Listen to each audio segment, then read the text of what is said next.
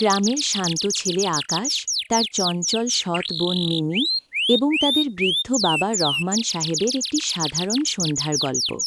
বাঁশবাগানের মাথার উপর চাঁদ উঠেছে। দাওয়ায় বসে আকাশের বাবা ঝিমু ছিলেন। আকাশ তখন হারিকেনের আলোয় বই পড়ছে, আর মিমি পাশে বসে একটা মাটির পুতুল নিয়ে খেলছে। আকাশ দাদা, তুমি সারাদিনে তো চুপচাপ থাকো কেন? একটু তো আমার সাথে খেলতেও পারো। আমি তো পড়াশোনা করছি রে মিমি, তুই খেল, এই তো আমি তোর তাসেই আছি। মিমি মা, ওর উপর রাগ করিস না।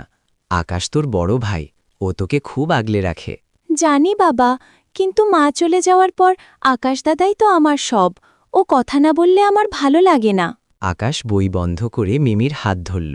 শোন মিমি, তুই আমার নিজের বোনের চেয়েও বেশি। বাবা অসুস্থ, আমাদের এখন একে অপরের শক্তি হতে হবে।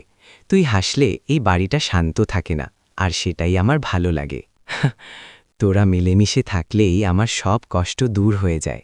তোরাই আমার শেষ সম্বল। মিমি তখন আকাশের কাঁধে মাথা রাখল।